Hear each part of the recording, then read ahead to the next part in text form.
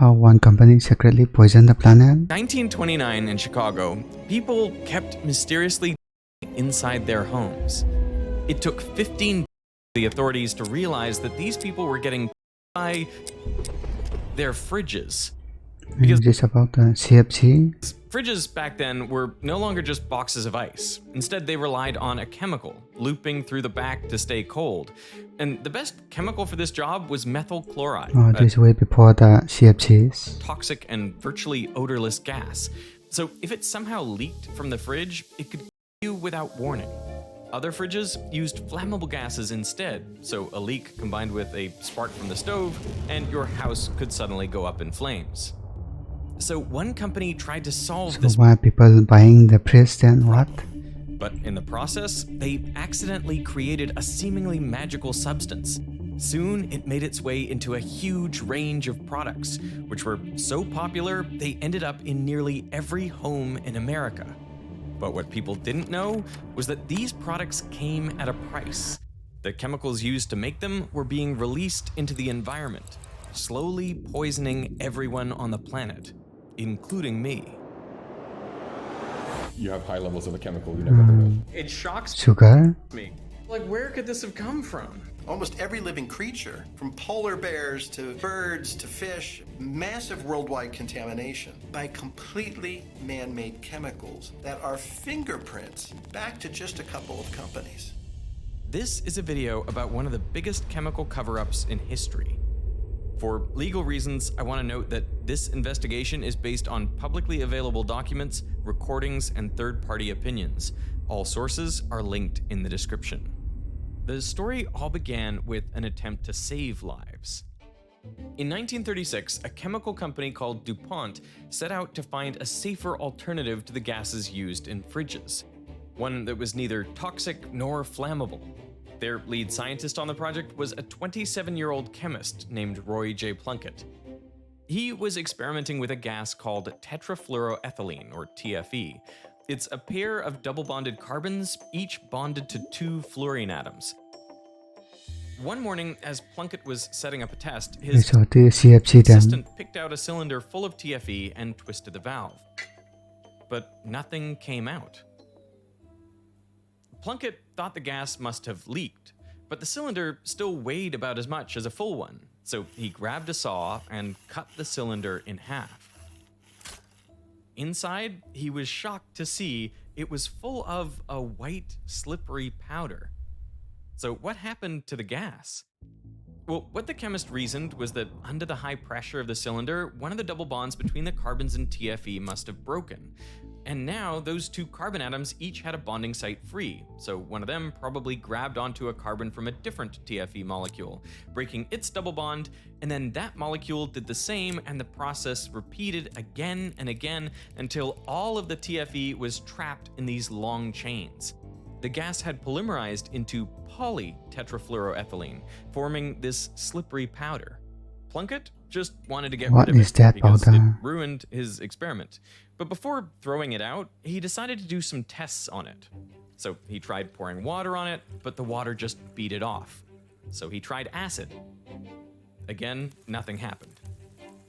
Then he tried the strongest base he had, but that wouldn't melt it either.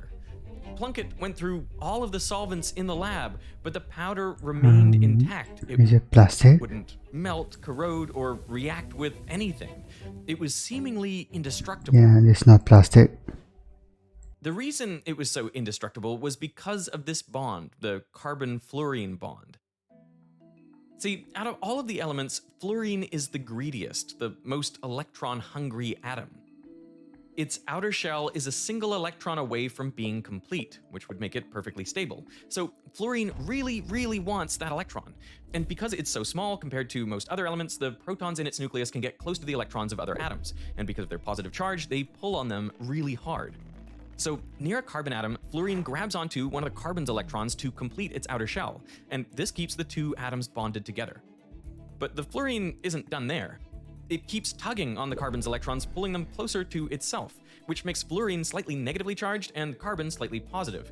So now there's an electrostatic attraction that makes this bond even stronger. Now, in reality, electrons behave more like fuzzy clouds than the orbiting points in this animation, but the principle still holds. In terms of energy, this is actually the strongest single bond a carbon can form. So if other atoms or molecules get close, they're essentially ignored. And Plunkett's magic powder was completely covered strongest in bond. carbon-fluorine bonds, so it hardly reacted with anything. Okay, so he's got this incredibly nerd stuff. Was he really trying to get rid of it? He actually didn't know what to do with it, because like, what do you do with a material that doesn't, react with anything? But luckily, his employer, DuPont, they were actually working with the US Army on the Manhattan Project. So they were refining uranium and plutonium, because of course there's a World War II reference in a Veritasium video. You just have to have it. To get the fuel for nuclear bombs, enriched uranium, you first have to turn the uranium into a gas, uranium hexafluoride. It was a nasty chemical that corroded everything. So all the gaskets, seals, and miles of pipe in the plant at Oak Ridge had to constantly be replaced, slowing down production. But then DuPont was like, listen, we have this seemingly indestructible chemical, right? It doesn't react with stuff, it doesn't corrode, so maybe we can try and use it against uranium hexafluoride. So they get a bunch of this powder, they cram it together under high pressure to create these cakes, essentially. Now you had a solid of this material that you could machine into gaskets and cylinders that you could push into these pipes. BBC. They put these tube linings into the pipe, and boom, it works like magic, like a charm. The uranium hexafluoride was no match for this magic material. As Gordon Fee, the manager of the nuclear weapons plant, put it, there was never a substitute considered, as far as I know. The material worked so well that the Army wanted to use it for everything. The same gaskets and seals were installed into fuel tanks and airplane engines to protect them from oil and water. And weapons manufacturing plants no longer had issues with the corrosive nitric acid needed to make explosives. DuPont saw the potential too, so they trademarked the material in 1944. They didn't trademark it under the name polytetrafluoroethylene, because admittedly, that name kind of sucks. So they took TE from tetra, FL from fluoro, and then they had a bunch of these other miracle materials. Teflon. Nylon. So they took ON from the end of those, and boom, Teflon. Nice. Okay. It's a good name. Under the Army's order, DuPont ramped up Teflon production at their test plant in Arlington, New Jersey, giving their whole supply to the government. But DuPont struggled to produce enough Teflon to meet the military's demand.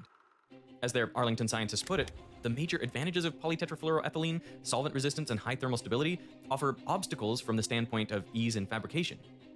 You could only really mold Teflon into solids, so gaskets, seals, pipes, but you couldn't put it into water to make a spray because it doesn't dissolve in water. They actually didn't know anything that dissolved Teflon, but there was an even bigger problem at that point.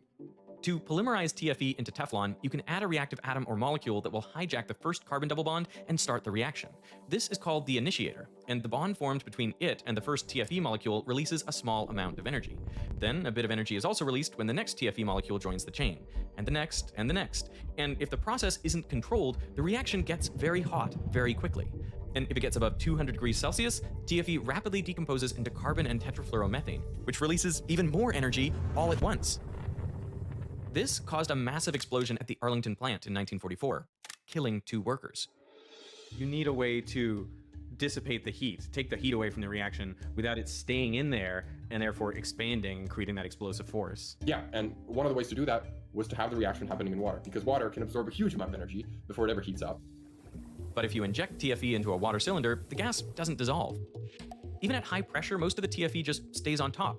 So if you add an initiator, That's poisonous. the polymerization is triggered in one place, and so it can still cause an explosion. What you need is some way to disperse the TFE throughout the water first, and to do that, DuPont needed help. In 1951, they purchased a special acid from 3M, the company behind Scotch tape. This acid, called PFOA, looked almost exactly like Teflon.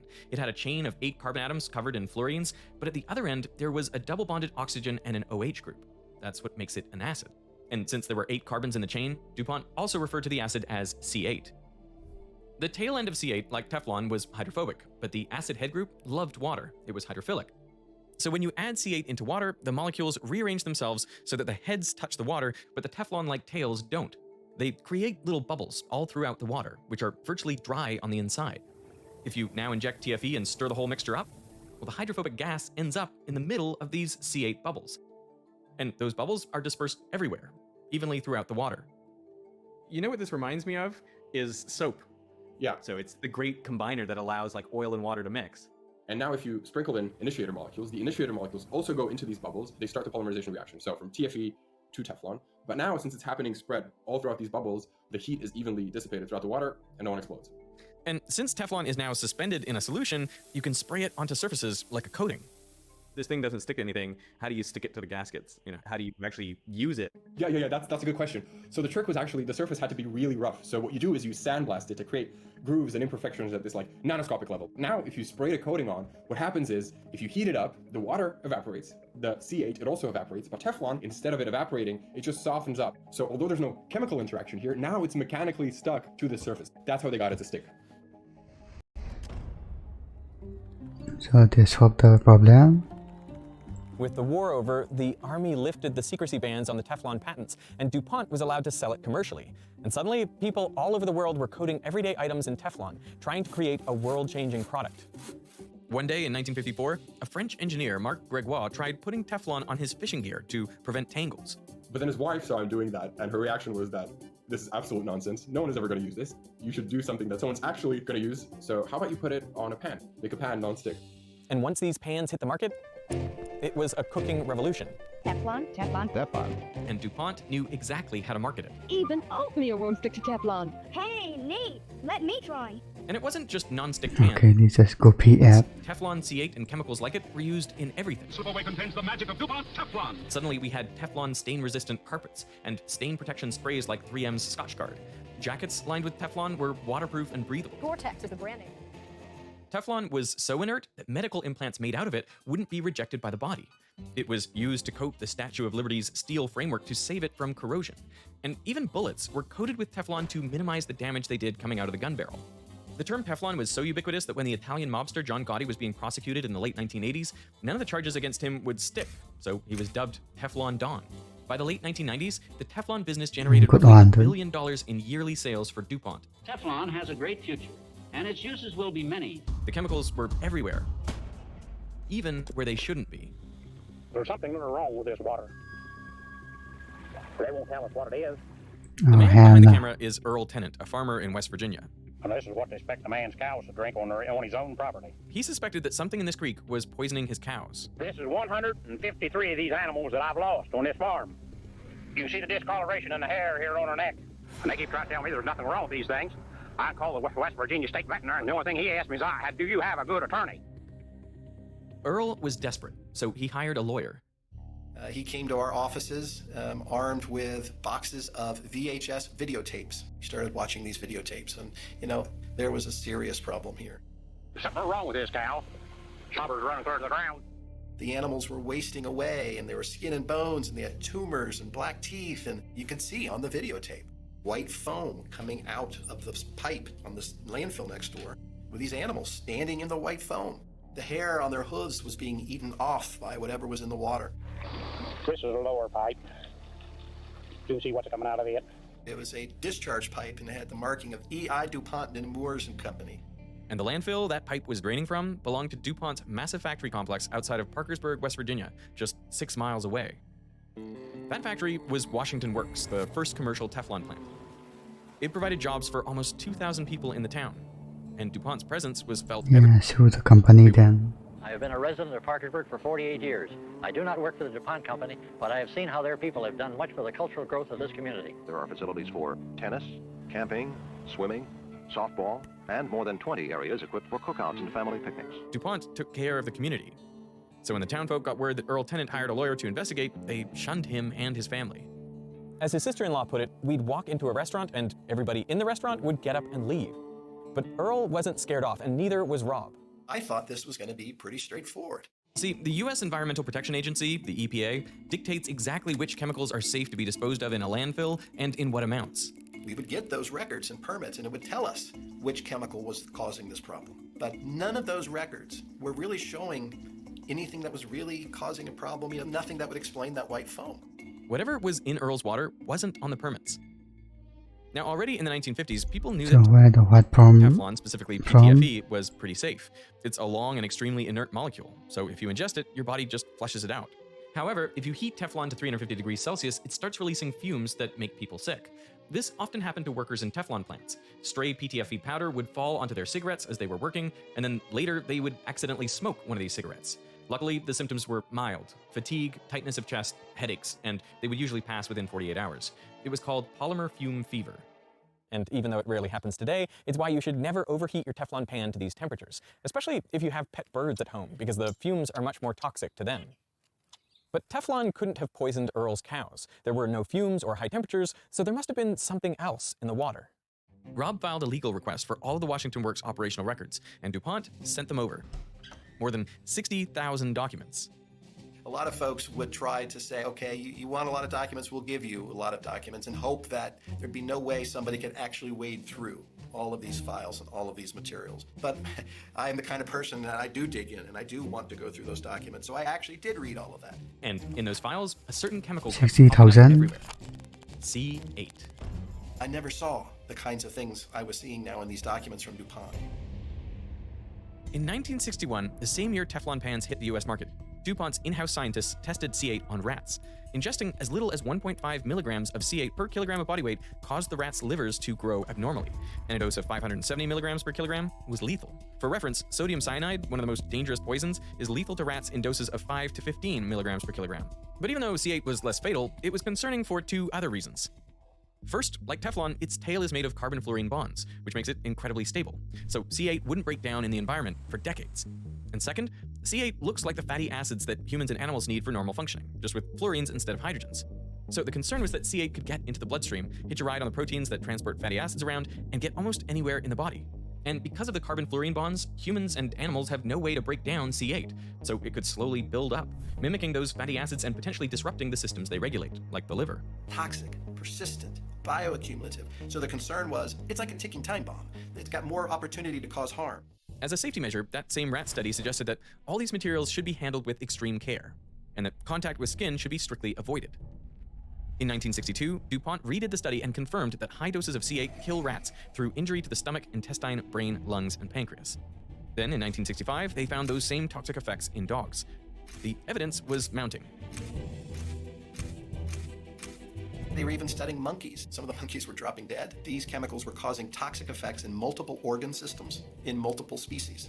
All these studies weren't being shared with the scientific community. And likely, no one outside of DuPont would have noticed something was wrong if it was not for tooth decay, the most widespread of all diseases. In the 1950s, tooth decay was unless it goes to human. So the US started adding inorganic fluorides like sodium fluoride to the public water supply.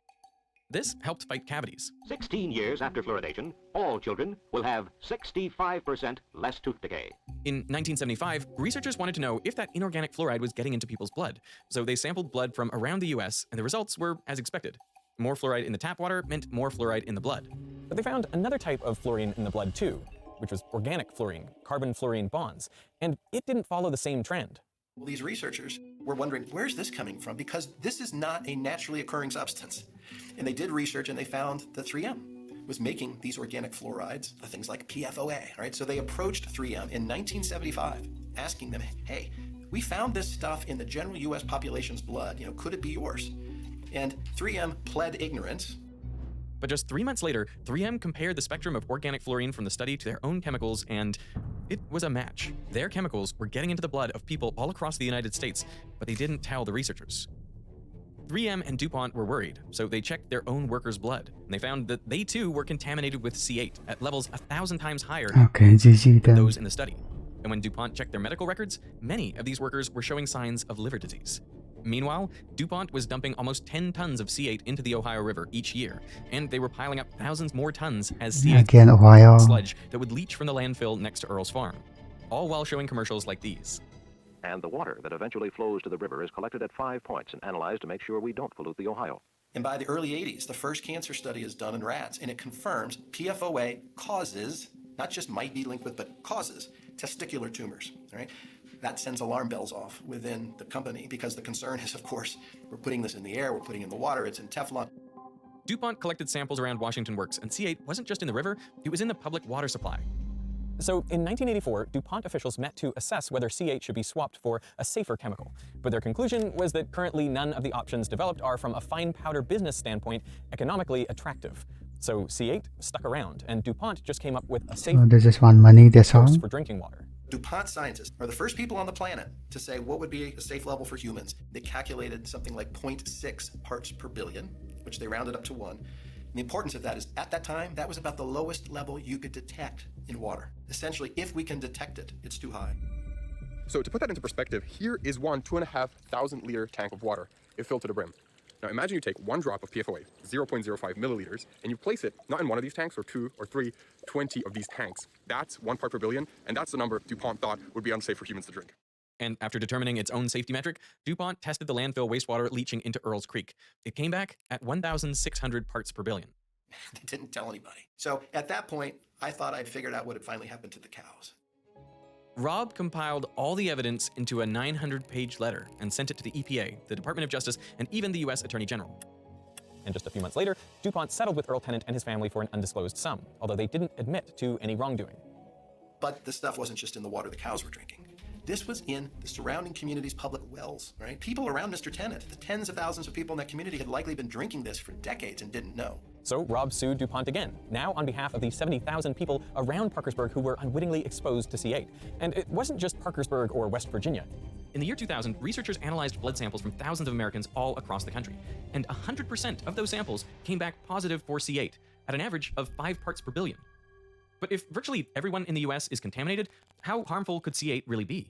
This is exactly what Rob had to find out to have a fighting chance against DuPont. So in 2005, he spearheaded a medical study of everyone around Washington Works.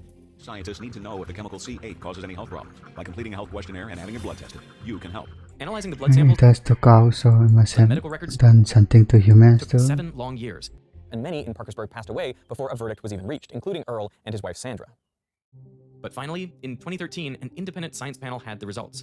They confirmed a probable link between C8 and 6 human diseases, including thyroid disease, testicular cancer, and kidney cancer. And these findings were based solely on the nearby community, with an average C8 blood level of 28 parts per billion. So, for example, an average American male has around a 1 in 43 chance of developing kidney cancer. It's around 1 in 73 for females. But a person with more than 30 parts per billion of C8 Yeah, don't live around the factory, I blood serum guess. might have about double the odds, so roughly 1 in 22 for males and 1 in 37 for females. But the data in many of these studies only included survivors, not people who might have already died from C8 exposure. So the verdict was that the findings must be interpreted with caution. The true risk of C8 might be even higher. Luckily, once these studies were published in 2013, DuPont was pressured by the regulators to phase out C8. And by 2017, they had to pay out over $600 million to victims of C8 exposure, which is a pretty small price to pay for a company that made almost $80 billion in sales just that year. And all throughout, 80 billion, that's crazy. DuPont denied any wrongdoing. But that wasn't the end of it for Parkersburg or anyone else, because DuPont separated its entire Teflon business into a spin-off company, Chemours, that agreed to use a different chemical. So what was it?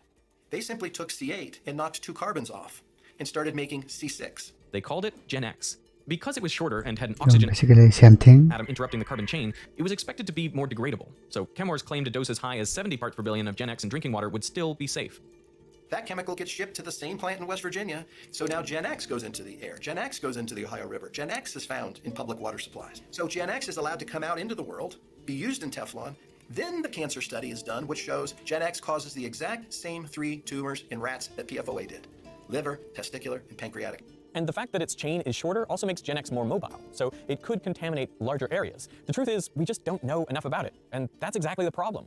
It took us decades to get to the point of finally addressing C8. They simply tweak it a bit, change the chemical name. All of the science and all of the concern, that's on C8. This is C6 or C9 or C4. You don't have enough evidence that these other ones are bad. This is whack-a-mole. We get to the point where we're addressing one and the new one pops up and we're told we have to start over. And it isn't just C8 or Gen X. They belong to a family of over 14,000 different man-made chemicals, all covered in carbon-fluorine bonds. And companies can make them however they want: C7s, C9s, branched, polymers, acids. The generic term for all of these substances is PFAS, per- and polyfluoroalkyl substances. And like Teflon, they have almost magical qualities. They repel liquids, so PFAS are used to make clothing waterproof. They're also grease-resistant, so we coat things like fast food wrappers and microwave popcorn bags in PFAS to prevent stains. Waterproof lipstick and mascara, hygiene products, and even contact lenses have PFAS in them. Even the screen you're watching this on likely has a PFAS anti-smudge coating. Oh boy. The trouble is that the same carbon-fluorine bonds that make PFAS so stable and useful in consumer products also make them incredibly persistent in the environment, which is why you might also know PFAS under a different name: forever chemicals. They have been found everywhere, from bustling cities to untouched areas of wilderness. Every continent, including Antarctica, has PFAS all over it. Almost every living creature, from polar bears to birds to fish, I mean, this stuff is being found everywhere. So massive worldwide contamination, but by completely man-made chemicals that are fingerprints back to just a couple of companies. Even though companies knew how dangerous these chemicals were 50 years ago, they decided not to inform the public and the regulators. So we're only finding out about this of these chemicals is actually in my blood. So I have a little test here. Ugh. I hate the idea of drawing my own blood. Okay, that was pretty easy actually. I was really worried that there was not going to be enough blood coming out. But no, there's plenty. So the question is, there's plenty of blood. how much of these dangerous chemicals are in my blood? Has anyone ever come back with blood that has 0 PFAS whatsoever? I've been doing blood testing on PFAS since 2007, and I've never seen a non-detect. No way. So I hear that 98% of the population has PFAS in their blood, but I'm looking for that 2% that doesn't, because I've yet to see them. That's incredible. They probably live in wilderness then. Very, very bad, incredible, but wow. But if everyone on Earth has trace amounts of these chemicals in their blood, how much harm could they really be doing? I want to make a distinction because it turns out not all PFAS are equally dangerous. You can kind of split them up into 2 groups. First up, you have long, repeating chains of carbon-fluorine bonds that are tens or hundreds of thousands of atoms long. So stuff like teflon. These are so big and inert that even if you do ingest them, your body's just going to flush them out. They can't be absorbed into your bloodstream, so you're pretty safe. They're called fluoropolymers because of the long, repeating chains of carbon and fluorine bonds. But the catch is, to make these fluoropolymers, stuff like teflon, you need to use processing aids, things like PFOA or Gen X, and those are the nasty ones. These molecules are 5 to 10 carbons long, which makes them small enough to actually enter the bloodstream. They have functional groups at the ends that are usually acids. The most common ones are perfluoroalkyl acids, which means that they can bind to the proteins in your blood and be transported anywhere in the body. So they slowly accumulate and build up over time. Now there are more than just 2 groups of PFAS and even different definitions of what PFAS even are, but most of what we know really relates to just a handful of chemicals from this group here, to these perfluoroalkyl acids. Perhaps the most comprehensive document on PFAS toxicity was published in 2022 by the National Academies of Sciences, Engineering, and Medicine, and it looked at only 7 perfluoroalkyl acids. These are sister chemicals to PFOA, and some of them, like PFOS and PFHXS, were used heavily in the production of stain and water-resistant products, like 3M's Scotchgard, before they too got phased out due to toxicity concerns. The report surmised that if the sum of these 7 acids in your blood is below 2 parts per billion, there shouldn't be any harm. If your level is between 2 and 20 parts per billion, there's a potential for harmful health effects. Although the exact mechanism by which PFAS cause harm isn't fully understood, exposure has most consistently been associated with high cholesterol, a decreased immune system response to vaccines and infections, kidney cancer, and decreased growth in infants. But PFAS have also been linked to dozens of other conditions, and above 20 parts per billion, the risk is even greater.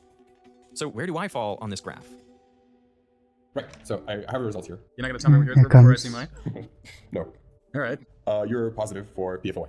Okay. The level for PFOA for a US person went down from 5 parts per billion around the 2000s to around 1.46, what you have. So you're super average for a US person. Great, okay. The good news is, though, no Gen X for you or for me, which is great. All right, let's go. But the real surprise, I guess, is PFOS, the sister chemical. And it was used in a similar way, so stain-resistant carpets, treated clothing, and your result is at 8.93 parts per billion, whereas the US average is 4.3. Yeah. That's He's done then. crazy. Yeah, it is crazy because it was discontinued pretty much in 2002. This is not the results I expected. I honestly expected very boring results of like, yeah, you're around the middle of the pack or a He's dying soon, huh? bit on the low side.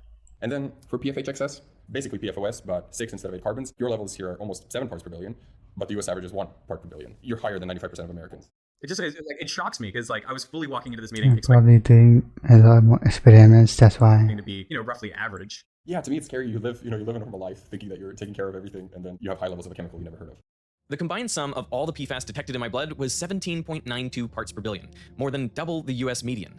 I'm just below the level where the national academies recommend additional screenings for PFAS-related diseases.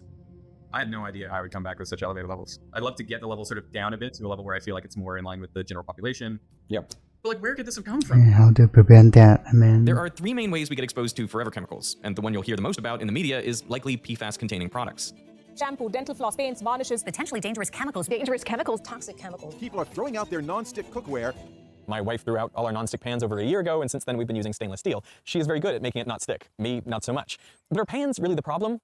The actual coating on the pan is teflon, which again is just a long inert chain of carbon-fluorine bonds. So even if you ingest it, it doesn't react with your body. If you have a pan like that at home, you probably don't need to throw it out. The same goes for most other PFAS-containing products. Waterproof clothing, stain-resistant furniture, and sweat-proof watch bands might all release some level of PFAS, but the risk of direct exposure through skin is likely low. So the bigger problem is how easily PFAS from these products can end up in the environment, and many of the factories that make these products don't have a good track record of keeping the chemicals contained. People don't understand that the stories that you see, for example, what was happening in the community in West Virginia, this is the same chemical and the same things that we're seeing play out now in Australia, and in Japan, in Italy, in Germany, in the UK. I mean, there are a lot of folks that are still not grasping the fact that these are the same chemicals. Our second main source of exposure is food. A lot of it comes packaged in PFAS-treated materials like takeout boxes, microwave popcorn bags, and burger wrappers.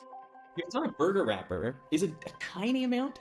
is a ridiculously tiny amount? We actually did tests at the lab with stuff that usually contains PFAS. So microwave popcorn, fast food wrappers, paper cups that are waterproof. So I have tap water here from a house in London. Could we boil some water, because usually you interact with these products Yeah, don't order passport when ever. they're hot, and then see if any of the PFAS leaches off, and you potentially eat them or drink them. This is citizen science, right? So it's like, there might be some error, but with a solid control, and then with the same tap water going to all of them, we can at least get something. Yeah, and even if we get nothing, we'll know that people are probably safe using these products. Right, whisk it around.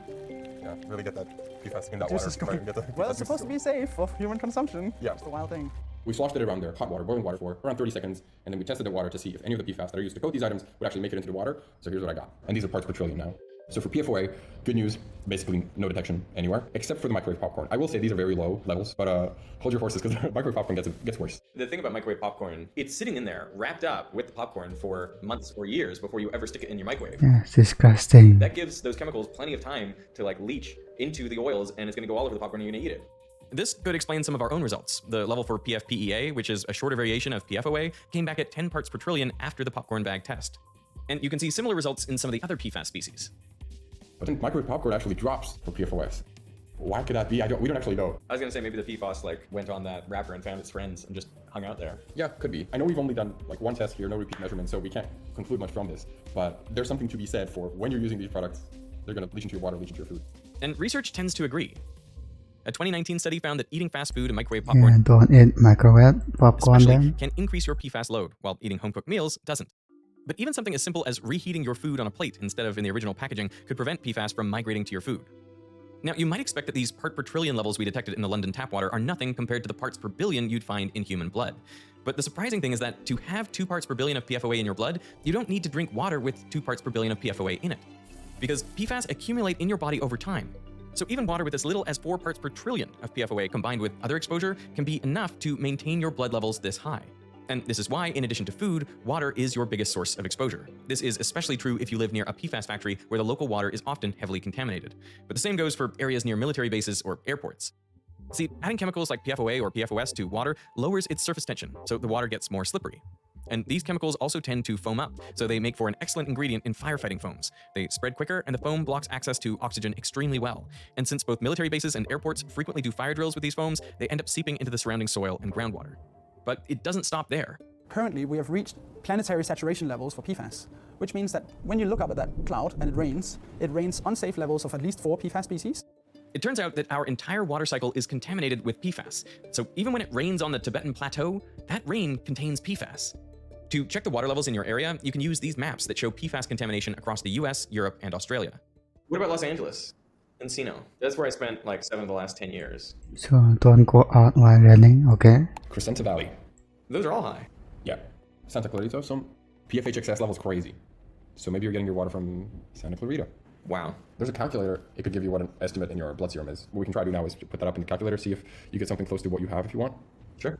PFH excess. So typical value for an adult is 1 part per billion, and then the Santa Clarita water is around 37 parts per trillion. If you look after like 10 years? So after roughly 10 years of exposure, you would have 6.85 parts per billion in your blood. And then I can tell you that you are at 6A4. That would explain things. Now, I can't say for sure where my drinking water was coming from, but if I was consistently drinking water contaminated at similar levels, then that would explain my results. But if you're worried about your own water, you should contact your provider directly for the most relevant information. It's concerning just how unregulated drinking water has been. It was actually only a year ago, in April 2024, that the US EPA finally set legal limits for PFAS in drinking water. The safe level for PFOA went down from DuPont's initial 1 part per billion to 4 parts per trillion. So we're no longer talking about 1 drop of PFOA in 20 of these tanks, we're talking about 1 drop in 5,000. That's 5 Olympic-sized swimming pools. And if there's even a drop of PFOA in there, the EPA is concerned. The same 4 parts per trillion limit was also set for PFOS, the sister chemical. And Gen X went down from the 70,000 parts per trillion initially proposed by Chemours to just 10.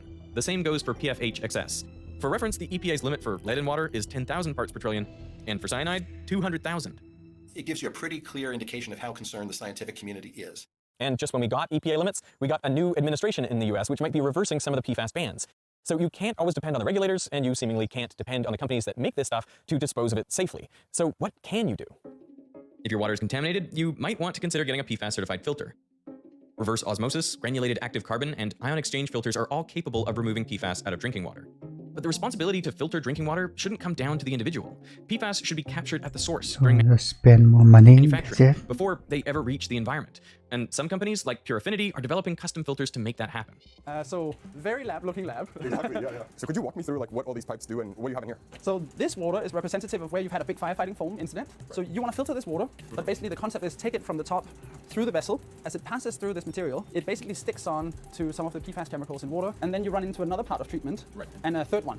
To me, it seems like if PFAS are so like bioaccumulative and actually persistent and stable, they don't really react with things. So how do you force them to react with stuff in here? Basically taking advantage of this long organic tail, as well as the polar head. And so you can have some electrostatic interactions with the polar head, and then you can have some hydrophilic and hydrophobic interactions with the tail. And by combining these three binding mechanisms, you increase massively your likelihood of binding PFAS, even if it's still difficult. Right. Do the levels drop 100% already here, or do you see a gradual decrease in PFAS? That's a cool question. Okay. So in the beginning, it drops 100% after this one. Oh, so problem solved, or? Problem solved for the time being. Okay. What we see right now is it will last about 40,000 volumes of this vessel. So a 10-liter vessel would basically provide all of the PFAS treatment for a household. In a year? For a year. You want this to be in factories first, so it never gets into the water. Yeah. We're talking to the fluorochemicals manufacturers, and they're really trying to move forward rather than just wait for regulations. Everyone's true risk from PFAS will be different. It depends on dozens of factors, like your water contamination, your lifestyle, what you eat. But how much should you really worry about it? Like if I'm at 17 or 18 parts per billion, is that the equivalent of drinking a beer a night or going out in the Australian sun without sunscreen? So what I like to do is create the hierarchy of risk. And in terms of hierarchy of risk reduction, number one on that is stopping smoking, exercising, consuming a healthy whole food diet, and making sure you're getting 7 to 9 hours of sleep. Then you have medium levels of intervention, seeing your primary care doctor, controlling your cholesterol numbers. And then on the lower tier that you have, PFAS probably falls into that lower tier. Being preventative about PFAS exposure is currently our only option because there are no approved medical treatments available. However, if you compare PFAS contamination between the sexes, male levels are consistently higher, at least up until around the age of 50, when menopause usually starts. This is partly because menstruation, birth, and lactation are all ways PFAS can escape the body. PFAS can pass through the placenta and into the fetus during pregnancy. And then the baby can also get exposed through breast milk. It's something that pregnant people should be extremely careful about. Young children are incredibly susceptible. They're drinking more water, they are growing, they are near surfaces like treated carpets. Now, not everyone has to change their lifestyle because of PFAS. But if you're in a high-risk group because of pregnancy or because you live or work in a PFAS-contaminated area, you might want to consider it. Firefighters have especially high PFAS levels because their gear and foams are laced with them. Remarkably, a 2022 study found that when firefighters donated blood or plasma frequently enough, they reduced their PFAS levels by up to 30% within a year. And it's kind of ironic that our health system is coming back to blood. So donating blood is actually good. What do you think about the idea of donating blood as a way to reduce PFAS in the body? I've never heard of that as a strategy. That's kind of interesting. Well, I definitely recommend people donate blood more frequently, not because of PFAS exposure, but because of the fact we desperately need blood. What's important to note is that, especially in this current administration, we need to be very careful about shifting budgets away from research agencies, because without that research, the guidance that I'm giving is going to be significantly more flawed. The reason I'm able to talk about what we know and what we don't know comes from that research. So if we're going to be cutting the budgets to these major agencies and letting scientists go, we're only going to get worse and worse information. We are still a good few years away from proper medical treatment and better PFAS regulations because this is extremely tricky. There are places where we should ban PFAS completely, like hygiene products, cosmetics, and food packaging, and some countries are already doing that. But we also can't ban PFAS altogether, at least not yet, because we still rely on these chemicals for things like medical implants, and it's currently impossible to make semiconductors for our electronics without them. All the tubing for the vaccine manufacturing is PFAS-based. They take us to space as well, our spacesuits. But even in these niche applications, we have to be responsible around how we use it. People are coming together from a lot of different disciplines to create destruction mechanisms, to create novel capture materials, and to create novel replacements. I am excited and inspired by all of the they should probably reduce it. great work that's going on around me. So I think if people want to learn more, I would advise them to learn about they all niche applications. the risk, but then also learn about the new technology that's being developed that will hopefully put us in the right direction. So to me, one of the most important things we can do is have discussions like what we're doing right here. If the story is and the information's out there, people can make informed choices about whether they want to continue purchasing things that have these materials in them. And what we're seeing is consumers, as they do become aware, are saying, no, we don't want these chemicals. And companies are voluntarily coming forward and taking these chemicals out of products because the consumers are now demanding it. We've been here before with leaded gasoline, Freon, and asbestos, and each time we did the research and made the right decision to phase these chemicals out. With PFAS, we're just starting to understand the problem, but I'm hopeful we'll make the same decision again.